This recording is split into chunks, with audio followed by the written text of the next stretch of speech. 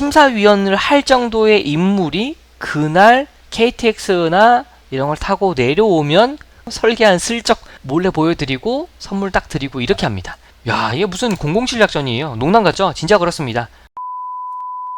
네, 여러분 반갑습니다. 더한건축입니다. 건축 이슈는 일반인분들을 위해서 건축 이슈를 쉽게 풀어드리는 컨텐츠입니다.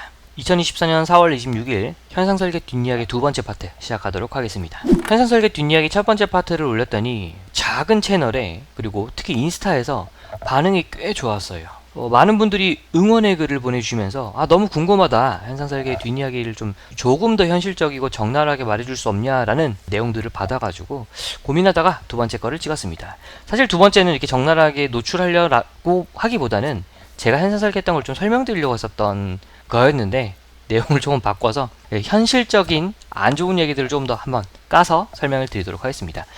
물론 기분 안 나쁘셨으면 좋겠어요. 이걸 보시는 분들이 현상 설계가 모두가 이렇다는 거 아닙니다. FM을 지키면서 원리 원칙을 잘 지키면서 하시는 분들이 정말 많습니다. 그런데 이 시장에 그냥 표면적인 것만 보면 너무 안 좋은 사무실들이 너무나 많다. 그래서 이런 것들을 조금 더 공개하고 이런 것들이 계속 표면 위로 올라와야 되지 않겠느냐라는 게 제 개인적인 생각입니다. 자, 오늘 현상 설계 뒷이야기 두 번째는 어떻게 진행할 거냐면 현상 설계를 도대체 왜 하는 건지, 두 번째는 현상 설계가 어떤 구조로 이 프로세스가 진행이 되는지, 세 번째 그 사이에 도대체 어떤 문제들이 있는지, 이 세 가지 내용을 볼 겁니다. 제가 현상 설계에 관련된 칼럼이나 관련 기사거리, 가십거리들을 좀 찾아봤는데 다 비슷비슷한 내용이라서 큰 흐름의 세 가지 내용만 좀 가져왔습니다. 첫 번째는 건축사 신문에 2023년 6월 달에 만들어진 현상 공모 외에 길이 없다라는 내용을 가지고 현상 설계를 왜 하는지 빗대어서 설명을 드리겠습니다. 이 기사거리, 이 칼럼의 내용에 따르면 공공건축이라는 것이 건축에서는 굉장히 중요하고 공공건축을 위해서 국가에서 엄청난 노력을 하고 있다. 그런 얘기. 그리고 이게 왜 중요하냐면 신인 건축사들 그리고 신인 건축가들의 공공건축에 참여할 수 있는 기회가 이 현상 공모밖에 없다 라는 거죠. 자, 근데 이제 현상 공모에 대해서 어떠냐라는 답변을 봤을 때 이제 안 좋은 얘기들을 많이 하고 있는 거죠. 그러니까 여기서 뒷이야기는 어차피 다른 기사거리도 얘기할 테니까 앞부분의 내용만 좀 집중해 보자면, 현상 공모라고 하는 것이 공공건축을 할 수 있는 좋은 기회이고 그것들이 신인 건축사들에게 열려있는 마치 자유경쟁을 하는 구조가 되어서 굉장히 중요하다라고 말하고 있어요. 자, 그래서 현상 설계를 왜 하는가에 대한 설명을 드리겠습니다. 첫 번째, 이 기사에서 공공건축을 얘기했죠.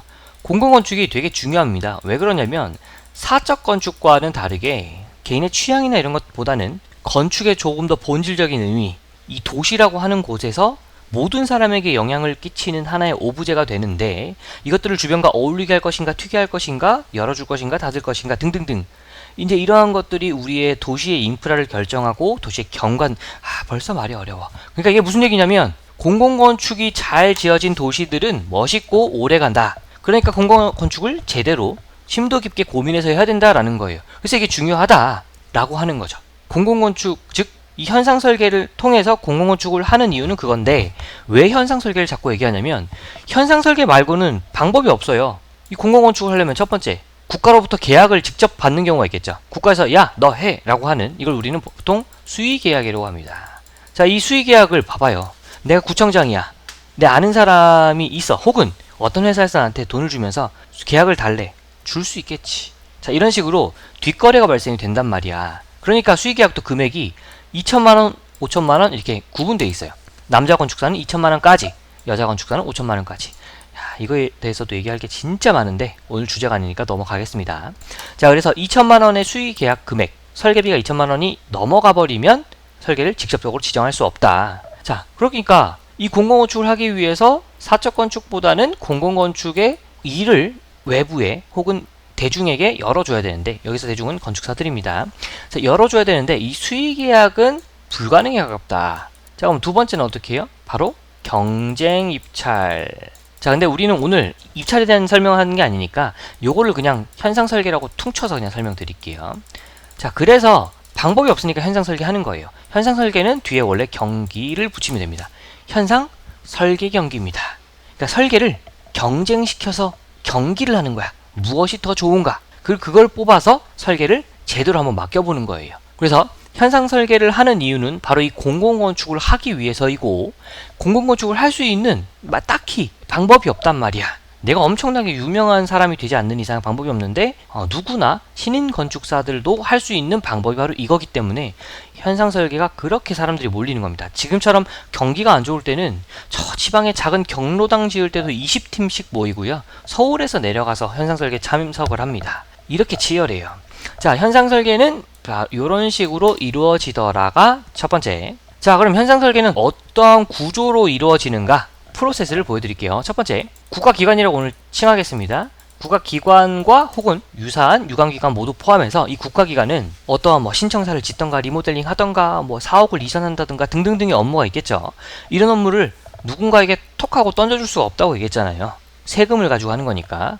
그래서 어떻게 하냐면 현상설계라는 공고를 띄웁니다. 물론 공고를 띄우기 전에 규모와 실별 구조, 층수나 필요한 조건들, 자기네들이 원하는 방향성들을 쫙 정리해서 지침서라는 걸 만들어요. 공고문과.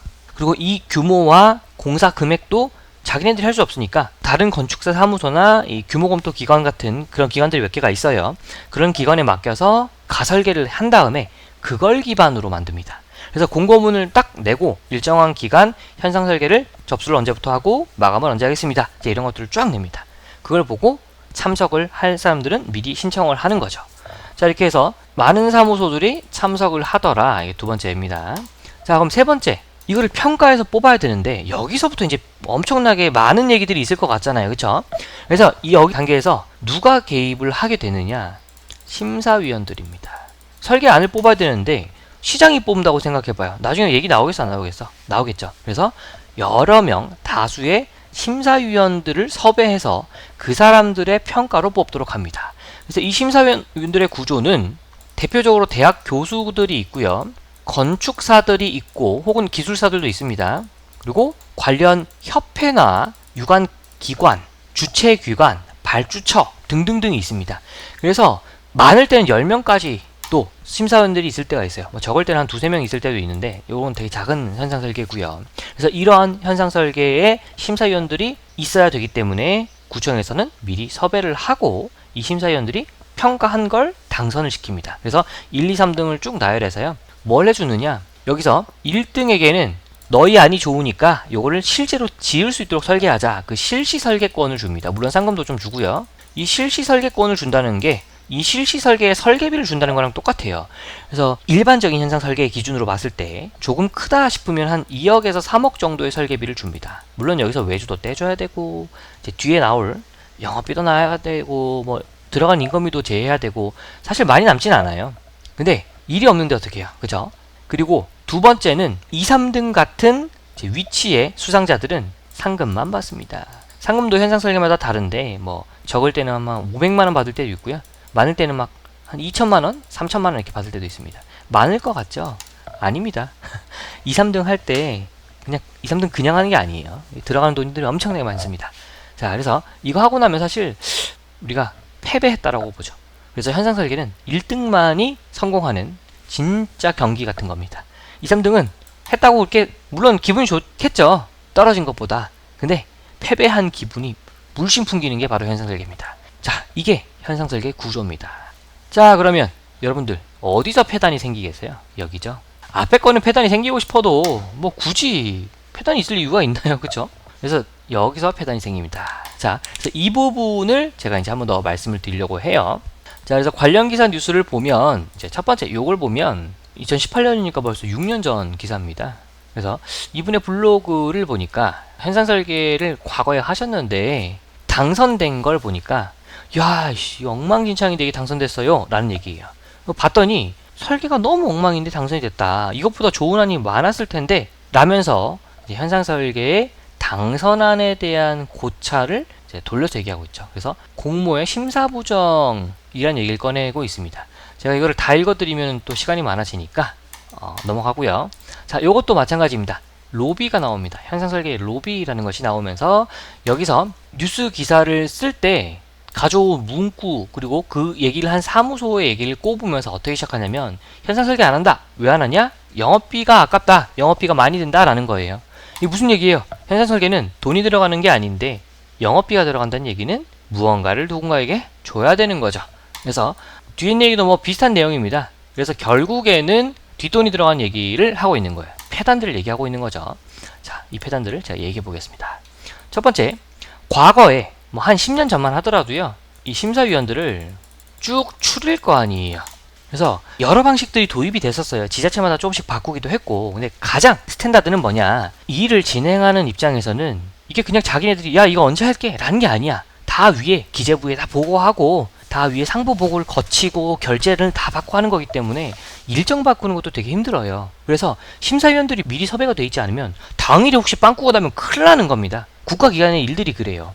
그러니까 심사위원들을 당연히 미리 섭외해야 되고, 그래서 그냥 공개하는 거예요. 그러면 설계사무소들 어떻게 하겠어요? 찾아갑니다. 설계가 끝난 걸 들고 가서 우리 이런 겁니다 하고 사과 박스 하나 드리고 봉투에 무겁게 드리고 이렇게 하는 거예요. 자, 여기서 우리가 이걸 영업비, 뽀찌, 로비 이렇게 부릅니다. 좋은 용어들은 아닌데 현업에서 그렇게 부르니까 똑같이 쓰는 겁니다. 영업 기밀인데 3 내지 5% 정도의 비용을 우리는 접대비로 씁니다. 물론 좋은 작품일 때, 이 설계가 되게 중요한 현상 설계일 때 꼭 돼야 되겠다, 그 이상 쓰는 사무소도 있습니다. 근데 그건 제가 알 수가 없으니까 대부분 일군 사무실들이 요 정도 주고요. 물론 지방의 작은 현상 설계를 할 때에는 이런 게 큰 의미는 없습니다. 몇십 몇백 이렇게 드리는 거긴 해요. 그러니까 모두가 그렇다는 건 아니지만 평범한 제가 알 정도면 이미 현업에서 너무나 비일비재하다는 거고요. 뉴스 기사로 수두룩 빽빽하다는 얘기입니다. 그래서 3 내지 5% 정도의 설계비 기준으로 그렇게 나갑니다. 그래서 1등이 얼마예요? 좀 큼지막한 건 2억이라고 말씀드렸잖아요. 그래서 2억에 3 내지 5% 정도. 그래서 한 500만원 툭 드리는 거예요. 보통 이렇게 씁니다. 자, 그래서 심사위원들이 과거에 공개가 됐을 때는 그냥 인사드리러 가면서 설명드리고 선물 드리는 게 답이었고요. 이제 이렇게 폐단이 항상 얘기가 나오니까 구청 입장에서도 좋은 설계안을 뽑고 싶은데 그게 안 되는 경우가 많더라라는 거잖아. 그래서 어떻게 중간에 방향성이 좀 바뀌었냐면 심사위원들을 공개하지 않아요. 미리 섭외를 했든 하지 않았든. 최근에는 미리 섭외도 안 해요. 당일날 전화해서 됩니까? 라고 물어보고 된다 하면 내려오세요 이렇게 합니다. 근데 어쨌든 중간에 공개하지 않았었어요. 근데 아까 얘기했잖아요. 그 지방의 대학, 건축사 협회 혹은 관련 협회, 지자체 사람들 다 거기서 거기란 말이야. 그러니까 인사를 다 돌리러 가요. 그리고 내가 돈 받을 수 있는 사람이라고 생각해봐. 그러면 다 얘기합니다. 슬그머니 이번에 현생설계 들어오세요 라고 전화 한 통 걸면 100%입니다.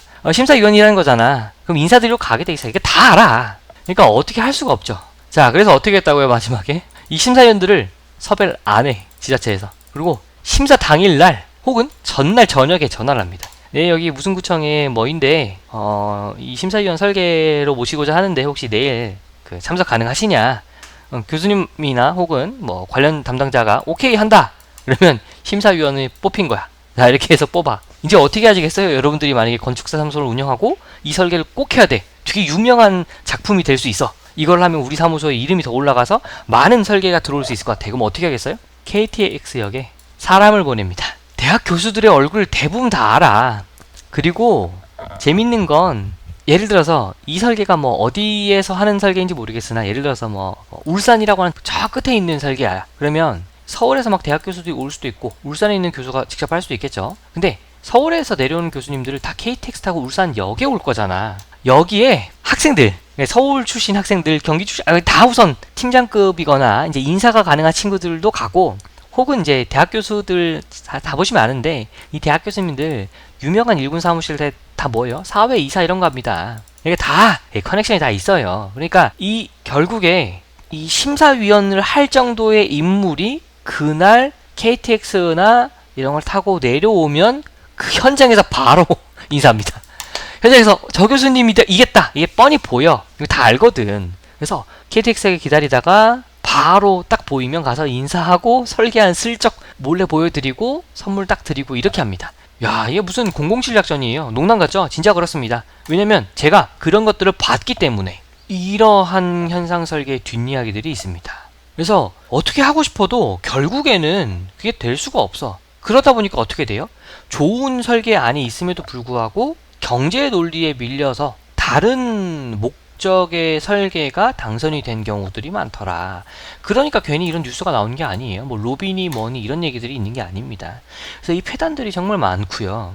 요건 지금까지 제가 건축사 사무소들 중에서 이런 로비를 하는 건축사 사무소들을 나쁘게 표현했잖아요. 이제 반대로 한번 뒤집어서 설명을 드릴게요. 우리가 이 사회 안에서 어떤 삶을 살다 보면 한쪽 얘기만 들으면 굉장히 나쁘게 보여져요. 그런데 실제로 이 현업에서 뛰시는 분들의 딱 포지션 안에서 최대한 객관적으로 바라보면 다 나쁜 놈들입니다. 혹은 다 타당하거나. 그래서 뒷이야기를 꼭 봐야 돼. 그리고 반대편 얘기도 들어봐야 되고요. 자, 그러면 건축사들은 어떻게 했냐? 첫 번째, 아니 역량이 있는 사무실들이, 우리는 경제력도 충분하고 설계를 잘 하시는 분들도 많아, 좋은 설계를 만들어낼 수 있는데 지금처럼 작은 사무소들도 막 참여할 수 있어서 우리가 볼 때는 되게 사실 까보면 없는 설계인데 그럴듯하게 포장하는 설계들이 많으니까 실력으로 묻고 싶은데 실력이 아니다. 자, 이게 무슨 얘기냐? 이 현상 설계를 과거와 다르게 최근에 계속 어떻게 바뀌고 있냐면 렌더링 이미지를 쓰지 말라고 돼 있어요. 이게 무슨 얘기냐? CG를 고퀄리티로 돌리지 말고 그냥 스케치업 같은 최대한 가벼운 툴로 그냥 날 것의 이미지를 가지고 너의 설계만 순수한 공간만 설명해, 뭐 이런 느낌이에요. 그러니까 이제 이런 등등등의 이유로 이거 아무것도 없는 설계들이 자꾸 당선이 되니까 그게 불만인 거야. 그래서 어떻게? 이렇게라도 우리가 좋은 설계를 하고 싶은데 라는 거죠. 이제 그런 얘기들을 제 1군 사무소들에서 하고요. 자, 두 번째, 1등이 되어도, 즉 우리가 엄청난 에너지를 쏟아부어서 설계에 온 힘을 다했어. 야, 이거 진짜 우리 직원이 한 팀 10명이 거의 2달 동안 밤새가면서 만든 설계 아니야. 1등 되잖아요? 싹 바뀝니다. 자, 왜 바뀌냐? 국가기관의 일을 해보신 분은 알아요. 첫 번째, 예산 삭감입니다. 자, 공사비가 만약에 35억이었어요. 이 예산을 35억을 퉁 하고 받느냐? 그게 아니라는 거야. 상부에 보고하고 상부에서 기재부에 올리고 뭐 등등등의 과정을 거치다 보면 35억을 못 받아. 그럼 한 20% 삭감된 금액, 한 30억 정도가 딱 받게 돼. 근데 이 30억을 또 그대로 쓰면 어떻게 돼? 나중에 감사에 걸려 또. 그러니까 어떻게? 또 한 10%에서 20% 정도 줄인 한 26억 정도로 공사비를 책정해서 설계를 진행해야 되니까 당초에 35억이라고 얘기해놓고 10억이 빠졌습니다. 몇 프로 빠졌어요? 30-40% 빠진 금액입니다. 이걸 지으려고 해봐 지어지겠어요? 그래서 6층짜리 건물이 실시설계 들어가면 3층으로 바뀝니다. 동그라미 건물이 실시설계 들어가면 네모로 바뀝니다. 괜히 그런 게 아니고요. 이 설계를 하다 보면, 특히 관급 업무를 하다 보면 이게 너무나 비일비재해. 그러니까 설계를 하는 사람들 입장에서 1등이 돼도 이 1등 되기 위한 작품이 의미가 있어요? 없다. 어마무시한 에너지를 쏟아부어도 어차피 바뀌고 새로 해야 되는 거다. 그러니까 어떻게 합니까? 이 작품이 중요하지 않고 이제 뭐가 중요해? 당선이 중요해지는 거야. 당선되면 그때가 설계하면 되지. 금액에 맞춰 설계하면 되지. 과급에서 요청하는 걸 들어주면 그때 들어와서 들어주면 되지. 이렇게 바뀌어요. 그래서 1등의 작품의 이 작품 내용과 공간의 중요성보다는 보여지는 이미지와 어떻게 하면 당선될까가 이제 중요한 주제로 올라가게 되는 거죠. 그러니까 이 사무소들의 이야기도 얼핏 들으면 틀린 말이 아니라는 거예요. 역량 없는 건축사 사무소들이 당선되는 경우도 많고 1등이 돼도 의미 없어지는 설계가 기본 베이스이기 때문에 에너지를 쏟을 필요가 없는 거야. 당선돼서 좋은 설계를 하면 되지. 이렇게 바뀝니다. 세 번째, 심사위원들이 돈 달라는데 어떻게 안 줍니까? 이거야. 전화가 온다니까? 전화가 와서 이번 현상설계 참여하고 전화가 와. 그게 무슨 의미예요? 돈 달라는 의미야. 너희 거 뽑아줄게. 자, 그리고 네 번째, 이제 서울같이 온 건축사 사무소들이 모이는 서울권, 경기권보다는 지방 같은 경우에는 이 현상 설계를 할 수 있는 사무소들이 그렇게 많진 않아요. 아까 얘기했잖아요. 수지 타산이 안 맞다고. 그러니까 다 돌아가면서 합니다. 이 소장님들끼리 다 알아요. 야, 이번에 우리가 할게. 다음에 네가 해. 이거 꼭 우리가 해야 되겠다. 야, 이번만 양보해. 그래서 일부러 안 들어가. 왜? 에너지 굳이 쓸 필요 없으니까. 그래서 이렇게 돼요, 진짜로. 그래서 다 돌아가면서 누가 될지 누가 안 될지 일부러 들어가고 일부러 안 들어가고 이게 다 있다고요. 작은 데일수록, 작은 지역일수록, 시장이 되게 협소한 구역일수록. 그러니까 공간에 대한 게 중요하지 않아. 어차피 당선될 게 정해져 있는 것도 많다니까. 그리고 이거랑 더불어서 설계비가 얼마 안 돼. 설계비가 한 4천만 원이야. 얼마 안 되잖아요. 굳이 현상설계 들어오겠어? 안 들어와. 이거 어떻게 하냐. 현상설계가 2팀 이상 들어와야 되거든요. 지금 많이 바뀌고 있을 거예요. 근데 예전에는 2팀 이상만 되면은 다 재공고 내지 않고 현상설계 계속 이어가고 평가해서 뽑는 게 이제 예전에 그랬었는데, 봤더니 없어 들어온 팀이 너무 돈도 안 되고 업무 너무 과도하고, 그럼 어떻게 돼? 이 회사에서 다른 사무소에 부탁해가지고 얘네가 만든 다른 걸 컨트롤 C 컨트롤 V 해가지고 판넬을 2개 만듭니다. 얘네가. 그리고 얘네 이름으로 넣어요. 그래서 심사 접수할 때부터 다른 회사의 이름을 넣어. 그래서 지방에 작은 현상 설계에도 접수는 항상 많습니다. 근데 실제로 내는 데는 10분의 1도 채 안 되는 경우가 많아요. 자, 이제 이러한 이유들 때문에 결국에 이 현상 설계라는 패턴이 존재할 수밖에 없다. 그래서 이 현상 설계에 잘 보시면 이 현상 설계를 하시는 건축사 사무소의 뭔가 영업 이사라던가 뭐 건축사, 대표 등등등 어떠한 직군일지 모르겠으나 현상설계 2를 따오는 그 분은 맨날 술자리 가고요. 자, 무슨 모임 가고요. 뭐 건축 관련된 포럼들 엄청 많이 하시고요. 외부 활동 엄청 많이 하십니다. 그거 다 뭐예요? 안면 트고 미리 용돈 드리고 다 그런 거라고요. 그러니까 나중에 그냥 이제 현상 설계가 딱 심사위원 선정되지 않더라도 그 전에 꾸준히 이제 영업비를 계속 나가면서 관리하면 나중에 할 말이 있는 거야. 쉽게 말하면 서로 커넥션들이 계속 이어서 왔었으니까. 자, 이렇게 해서 현상 설계의 패단도 제가 너무 되게 조심스러운데 진짜 표면적인 이야기들만 해드렸어요. 이것 말고도 엄청나게 내용이 많아요. 근데 이런 것들을 소스가 오픈되는 유튜브 상에서 혹은 릴스에서 표현되기 힘드니까 제가 이제 조심스럽게 이제 표면적인 이야기만 좀 전해드렸고요. 현상 설계 세 번째로 저희가 준비할지 안 할지는 두 번째 반응을 보고 좀 하려고 해요. 그래서 아마도 반응이 좋다면 이제 더 깊은 얘기를 하긴 좀 무서워. 그래서 이제 현상 설계가 어떻게 이제 흘러가는지 뭐 이런 내용들을 좀 어떻게 했고 실제로 일이 어떻게 진행됐고 어떠한 결과물들이 나왔고 이 과정에서 어떤 일들을 조금 시각적인 것들을 좀 보여드리면서 현상 설계를 난 이렇게 했습니다 라는 걸 보여드리려고 해요. 이 현상 설계에서 저는 설계를 정말 많이 배웠기 때문에. 자, 그래서 오늘은 여기까지 하도록 하고요. 다음에 더 알찬 내용으로 여러분들을 찾아뵙도록 하겠습니다. 감사합니다.